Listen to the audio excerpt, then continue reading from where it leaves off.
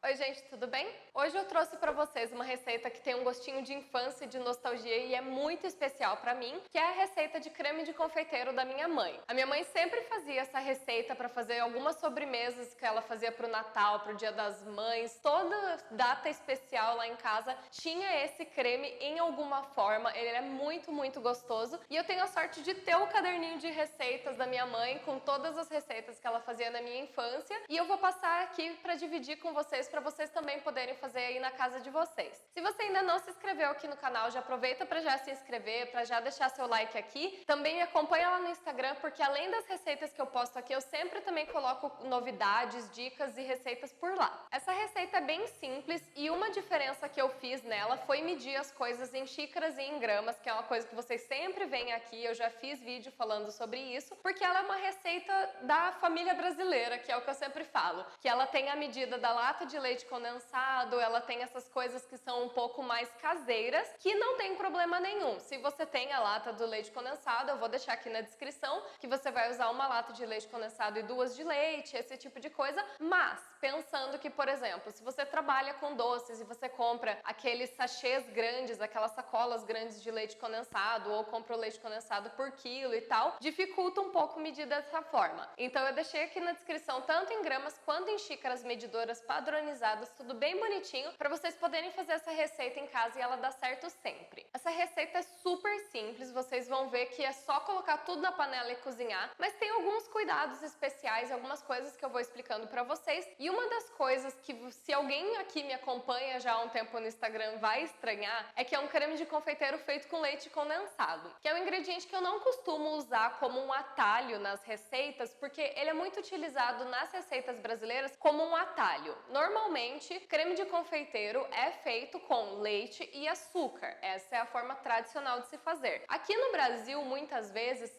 utiliza-se o leite condensado, que é composto de leite e açúcar mais concentrado, como um atalho para esses ingredientes e também porque ele tem um gostinho especial que a gente gosta e tudo. E normalmente eu não faço isso, mas em respeito à minha lembrança e à receita da minha mãe, é a forma que eu vou fazer aqui. E eu acho essa receita muito boa porque ela usa o leite condensado, mas como ela também leva bastante leite e creme de leite no final, vocês vão ver se vocês fizerem aí na casa de vocês que não fica muito doce. Ele fica super suave, super gostoso, vale muito a pena fazer. Então esse atalho, nesse caso aqui, eu abro uma exceção que fica ótimo. A primeira coisa que a gente vai fazer para essa receita é colocar o creme de leite de latinha na geladeira. A gente vai fazer isso porque a gente precisa tirar o soro, que quando o creme de leite fica gelado, ele vai separar a parte mais gordurosa do soro. A gente vai fazer isso pelo seguinte: quando a gente faz isso, a gente pega esse creme de leite de latinha que tem mais ou menos 20% de gordura e a gente vai tirar uma parte do líquido menos gorduroso dele, que é a parte mais líquida de soro de leite e tudo mais. Então isso vai fazer com que a parte que sobra seja mais concentrada, ela é uma parte mais gordurosa. Então você vai ver que ele inclusive fica mais firme. Quando ele ainda tá na lata geladinho, você vai ver que ele fica bem mais firminho, parecendo, por exemplo, um creme de leite fresco, uma nata. Inclusive, se você não tiver o creme de leite de lata, se você tiver acesso a nata ou creme de leite fresco aí na sua cidade, pode utilizar esses ingredientes que também vai funcionar bem. Só que na receita da minha mãe vai creme de leite de lata e eu sei que em muitas cidades aqui no Brasil não encontra nata fresca ou creme de leite fresco. Então é uma opção bem boa para vocês usarem. Só tomar esse cuidado, bota na geladeira algumas horinhas e daí você vai fazer um furo no fundo dessa lata e vai virar ela numa tigelinha para esse soro drenar. Eu coloquei aqui na descrição a quantidade de creme de leite que vai, que é considerando já o creme de leite sem esse soro. Então se vocês forem substituir por outros ingredientes, pela nata ou pelo creme fresco, é essa quantidade que já tá aqui na descrição. Então depois que a gente já tomou esse cuidado com o creme de leite, a gente vai colocar todos os ingredientes numa panela, só tomar cuidado para ser uma panela que tenha espaço para você cozinhar e ela não transbordar, não acontecer nada. E se vocês já fizeram creme de confeiteiro tradicional, vocês vão perceber que esse método é um pouco estranho, porque normalmente a gente vai aquecer o líquido e depois vai fazer a temperagem dos ovos, tem um monte de passos, um monte de cuidados, mas eu estou respeitando aqui o caderninho da minha mãe, que simplesmente jogava tudo na panela e fazia. A gente tem que ter em mente que muitas dessas receitas mais caseiras prezam muito mais pela praticidade do que por técnicas muito tradicionais. E o fato é, se a técnica mais prática funciona, tá tudo bem você utilizar. utilizar. Inclusive, se você tem aí na sua casa um caderninho da sua mãe, da sua avó, da sua tia, que tem às vezes algum método meio diferente, mas que você sabe historicamente, porque na sua família sempre deu certo, pode continuar fazendo. Inclusive, essa receita aqui, feita do creme de confeiteiro com leite condensado, é super tradicional. Se vocês já conheciam dessa forma, se na sua família é feito dessa forma, conta pra mim aqui nos comentários, compartilha com a sua mãe, com a sua avó, que eu acho que vai ser legal assistir e ter essa lembrança de gostinho de infância. Depois de colocar todos os ingredientes na panela, a gente vai dar uma mexidinha. Eu mexi aqui primeiro com fouet para misturar bem todos os ingredientes e depois eu fui mexendo em fogo bem baixinho para tudo ir cozinhando bem devagar e ficar numa textura bem lisinha, sem gruminhos e ficar bem perfeito.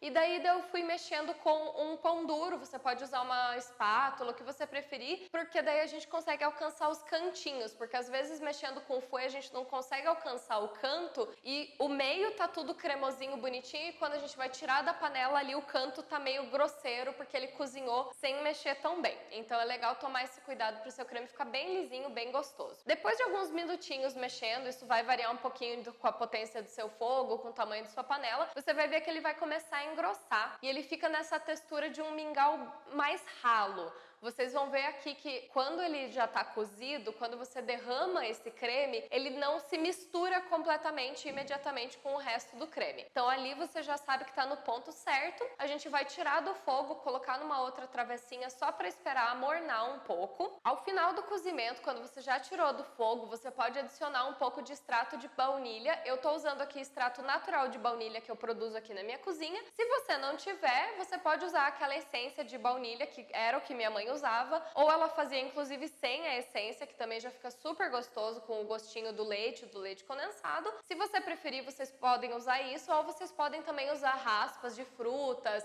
essência de amêndoas, o que vocês preferirem para dar um saborzinho especial para esse creme. E aqui é uma coisa que eu fiz um pouco diferente do creme da minha mãe. Ela diz na receita para esperar esfriar e depois misturar o creme de leite fresco. O que eu fiz aqui foi esperar ele ficar morno, só para não estar tão quente assim, e daí eu bati esse creme pronto com o creme de leite que a gente tinha tirado o soro no liquidificador. Se você não tiver liquidificador, se você preferir usar outro equipamento, pode fazer com fouet, pode fazer com o mixer.